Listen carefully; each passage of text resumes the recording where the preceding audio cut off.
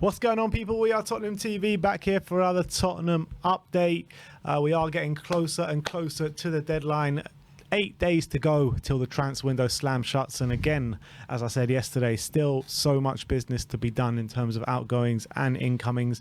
Still expecting 2 more incomings in terms of, you're looking at the likes of Rodon left, Tanganga about to be going, which we'll get into in a second, and potentially Reguilon and Winks going, and Bryan Gil as well. So we are definitely going to need some replacements through the door. And let's start off about who they could be, and starting off with Ruslan Malinovskyi once again. As Fabrizio Romano said yesterday, that it's true that Malinovskyi dreams of Tottenham. He would love to join. Messages clear from the player's side. The only club who have made an official approach so far is Marseille, and that offer was rejected. Charlie Eccleshare says, when talking about a Bryan Gil replacement, that could be Ruslan Malinovskyi, but at 29, the Ukrainian international is not quite what Spurs are looking for. Yeah, I mean, I get it.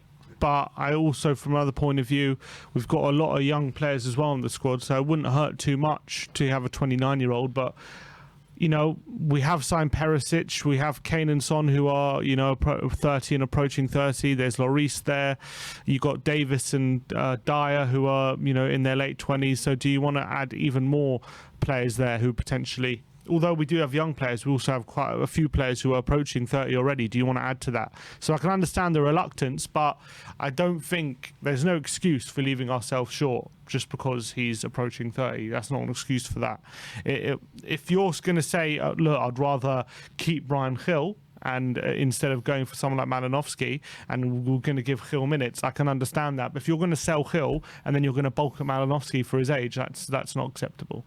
Yeah, I completely agree. And if you're looking at the likes of people like Dan James, Anthony Gordon, and some other people that have been linked with us, I mean, I'll take Malinovskyi any day over someone like Dan James, you know what I mean? And if you're going to take Dan James because of the age, it doesn't sit right with me. You need to go for the quality over the age, in my opinion.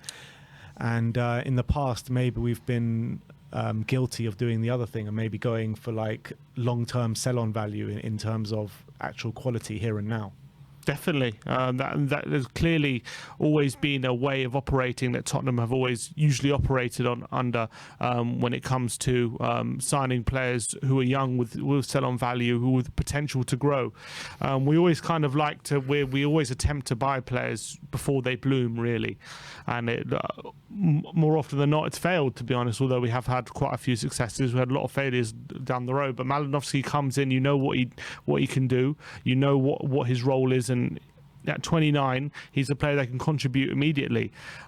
So for sure, I'd be excited by his transfer. But I think there's so much talent out there. Like we must be able to find someone like who is a bit younger but also ready to contribute now. Like it can't, like the landscape isn't as dire as. Any names come to mind? Well, there's some names we're going to talk about. Well, there are some names we're going to talk about, but in terms of any names apart from these names that we've got to talk about, is there anyone that springs to mind? Not that I'm thinking of, no. No. All right, let's move on. Let's talk about Anthony Gordon once again, as Charlie Eccleshare says that, well, we're talking about Dan James and Anthony Gordon, and he says Dan James is more of a realistic target than Anthony Gordon, although things are not advanced for either. And Sky Sports Lyle does push back on the Anthony Gordon stuff from yesterday and says that Tottenham will not be entertaining a bidding war with Chelsea for Anthony Gordon. So it looks like that one could be a bit beyond us, and Dan James more realistic target.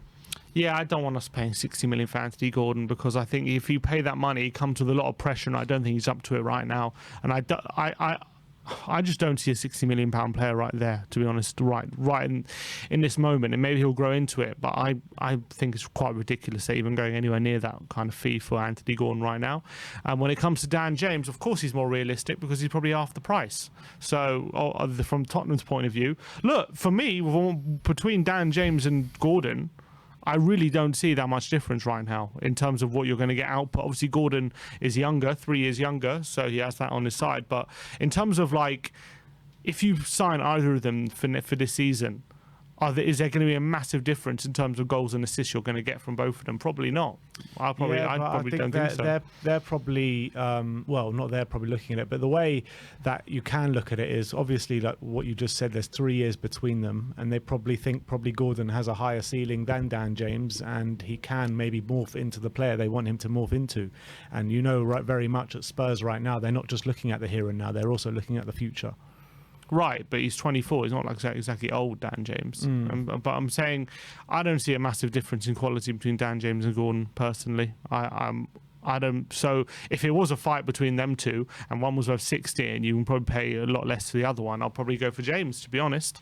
But even though I'm not a massive fan of either. But that's just how I see both deals. But I think we should be looking at. I think when it comes to James, he's just a speedster. He's really not much else to him. So I'd be much more interested in a player who's got a bit more technical ability, even if he doesn't have as much speed. You can see with Kulusevski, I know he's not slow, but he's not like the quickest player in the Premier League. And but when he comes with strength and technical ability, it can make a big difference. So I don't know about Dan James. I'm not sold on him at all. Yeah, but I'd rather pay 30 million for him than 60 for Gordon. To be honest, I think my opinion would be the other way around. I'd prefer to spend the money on Gordon than bring in James, although I do agree that 60 million for Gordon is way out of what he's worth right now. But I just feel like with Gordon, in a few years' time, we could be talking a much bigger player than Dan James is right now. And I think maybe in Gordon in 3 years' time will be a better player than what James is now.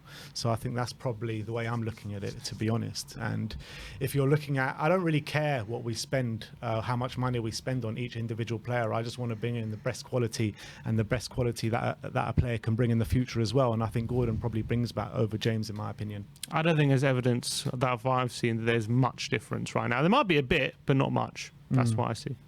Let's move on. Let's talk about a new name not a new name, but a name that has resurfaced called Cody Gakpo from PSV. Sky Sports Lyle saying that Spurs did inquire about Gakpo early on in the window, and it is one to keep an eye on from now until the end of the window. He has been linked with other clubs, I think Manchester United and Chelsea. Yep. Obviously, has had a brilliant couple of years out in the Eredivisie with PSV. But I don't know. I'm always wary about these players from the Eredivisie coming over to the Premier League. Yeah, but I'd much rather gamble on someone like him than I would on Dan James or Gordon, even though they've played in the Premier League before, because he's shown, I know it's in the Eredivisie, but he shows a much higher technical ability and from dribbling wise as well than those other players. So if it's a choice between like spending 35 million or so on Gakpo or going for James or Gordon, I'd much rather go for someone like him. They're asking for more though. I don't know how much they're asking for. I thought they were asking for something in like the 50-60 million pound bracket for Gakpo. I don't know. That's what I heard. Yeah, I don't know. If that is the case, if it's 50 million, yeah, I'd still rather him than James or Gordon for me, because I think obviously there's always going to be an element of risk, but from what I can see from James and Gordon right now, I'd rather gamble on someone like Cody Gakpo, who's at least shown a high level of ability in the final higher level of ability in the final third than James and Gordon have, even though it's in the Eredivisie. I think how old is he, Cody Gakpo? 22? 23. 23. Like, I think for me, from what I can see from him, he could be quite good in the Premier League, I think. And also he comes in as fifth choice. So I think you're not necessarily looking for someone who has to be a star straight away, and he could grow into it and maybe there won't be as much pressure on him. So I think for me, I'd rather go for someone like him than I would for James or Gordon. It's interesting, and it's obviously we need to keep an eye on the foreign quota as well. We know if we sell the players that we want to sell, we'll be able to bring one, and if we want to bring in two players, obviously one of them is going to have to be English.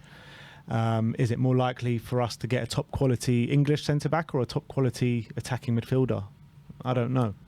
Probably attacking midfielder, I'd have to say. Yeah, so maybe that's why they're looking at Dan James and Gordon so heavily, because it's more easier to bring in an attacking English midfielder than maybe a centre-back. Yeah, potentially. There's not much centre-back-wise. We'll talk about it in a sec, but there's not too much out there right now except for a few high-profile players. Yeah. But I would still rather, in my opinion, go for Gakpo than the other two. Yeah, but what I'm saying is it might not even be a possibility if we can't bring in an English centre back. We'd have to go for an English attacking mid. No, I understand what you're saying, but there's ways around it. I hope so. I hope you're right. Let's move on and let's talk about that English centre-back now. We're going to talk about Mark Guehi of Crystal Palace. Sky Sports Lyle saying Crystal Palace defender Guehi is a player that Tottenham like as a possible Japhet Tanganga replacement. I, for one, think he's a top talent. I think getting him out of Crystal Palace now with 7 days left of the window is going to be extremely difficult and probably cost a lot of money as well. I'd say nigh on impossible to do it now, especially he's on a long contract as well. To do it this late in the window, he's going to cost you upwards of 60 million, I would say, right now. So there's no chance we're paying that. I really can't see that right now, even though we have the ability to, and he would help us a lot. I don't see Tottenham pushing the boat out and actually spending that kind of money, and I'd be surprised if we would, but I would love us to, but I can't see it. Would you prefer him, or would you like someone like a Joachim Andersen? It's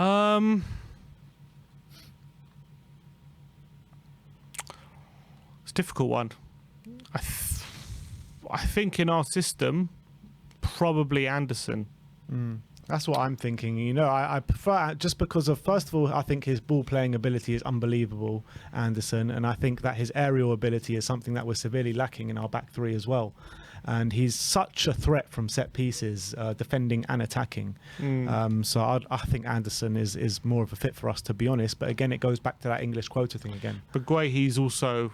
It depends. If you want a wide centre-back, it's Guehi. If you want a central one, it's Andersen. That's how I see it. Yeah, and I think we're more in need of a central one than a wide one as well. Exactly. So that's that. Let's talk about a few potential outgoings now. Let's start off with Harry Winks. As Fabrizio Romano says, there is interest from Spain and other countries for Harry Winks, and Goal are reporting that Roma are interested in Tottenham's Harry Winks and have made a loan approach. But Roma have also, it looks like they could be signing someone else. I think I just read, I can't remember who it was. Boubakary Samari from Leicester. So that's probably dead in the water. But we've heard about this interest from Spain and other countries pretty much all window, but nothing seems to be happening. Yeah, I mean, Harry Winks, it's a bit like the Ndombele one. It's like, I'll see it when I believe it now. He's been linked to so many clubs, and like you can't help get a bit of excitement every time he gets another thing. Oh, is he actually going to go? And then it breaks down inevitably. I don't know. It's going to be difficult for right now to see where he's going. I don't know. I'd like to say he's going to go to an English club or a foreign club, but no one seems to want him. He seems to be very unwanted at the moment. And is it a case of he's just going to stick around and be in the reserves or something? I think we'll get rid of him at some point. Who's taking him? Don't know. Romano says there's interest, so there's got to be interest. There might be interest, but there was interest from Everton. Then they did their research and they said no. You know what I mean? But you know what? We had the same feeling with Ndombele, and we ended up shifting him somehow. So hopefully, I'm thinking the same will happen for Winks at some point. Yeah, but Ndombele's shown a lot better than Winks. Let's be honest. Yeah, it's true. It's true. I don't know. Winks is.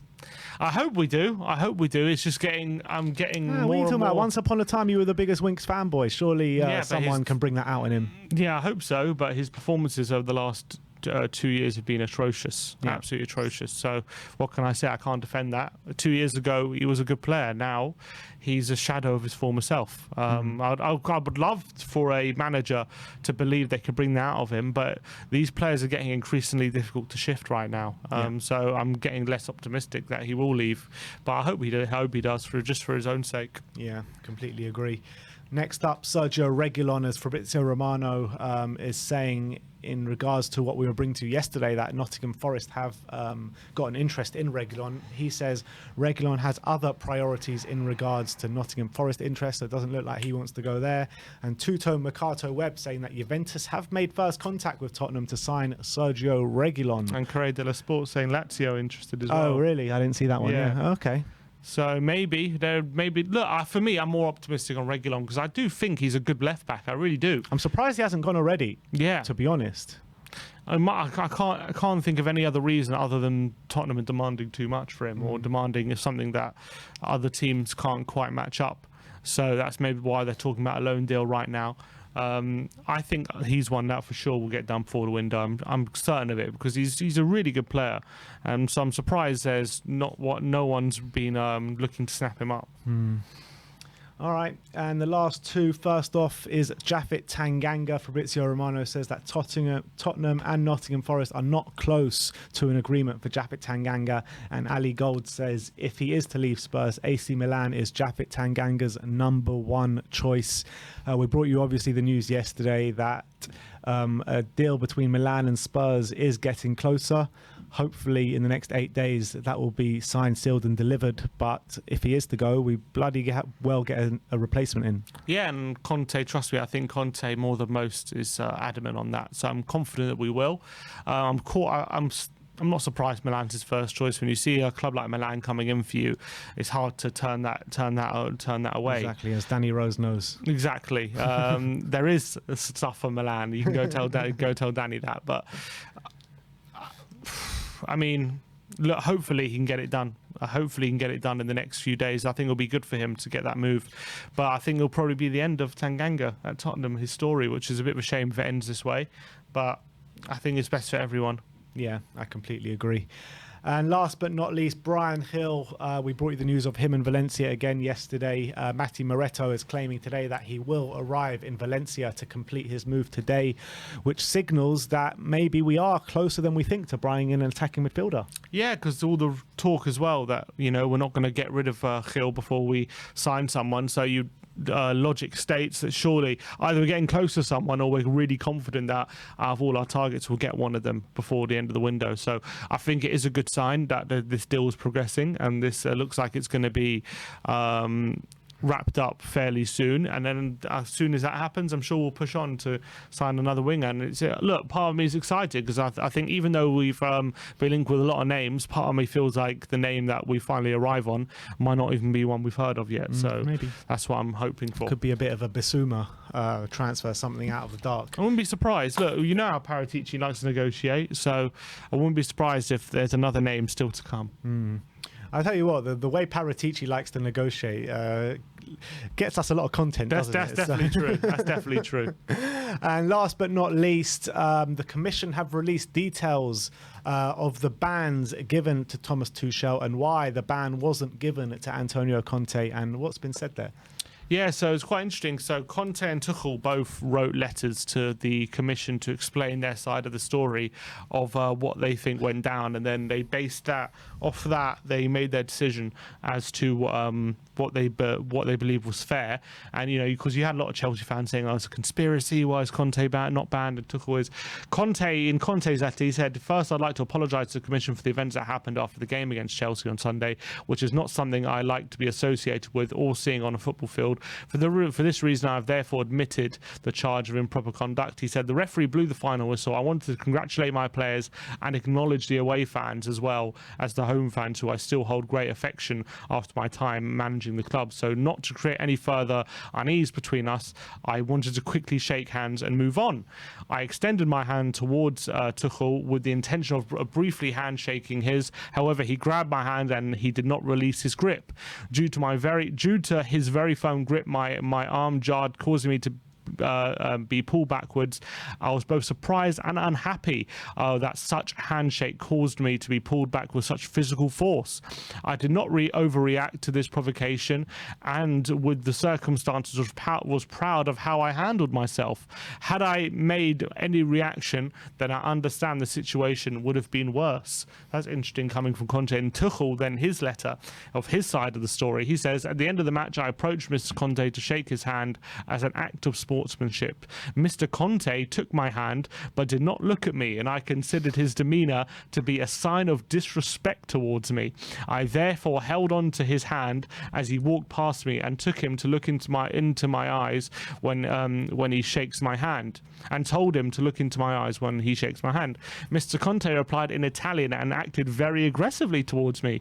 I did not react to his aggression and did not say anything insulting to him. I acknowledge that I could and should have dealt with Mr. Conte's conduct towards me in a more appropriate manner, and I apologise to the FA and the Regulatory Commission for having to bring and consider the charge." So based on this, the the commission released their decision for banning Tuchel for one game. It says it was quite clear that Tuchel who instigated the confrontation between him and Conte by choosing to grip the latter's hand and jolt him back after he had passed him by. Had he not gripped Conte's hand, the confrontation between the two and the subsequent melee that followed would not have occurred. Tuchel gripping Conte's hand for the reason he gave was simply not justifiable.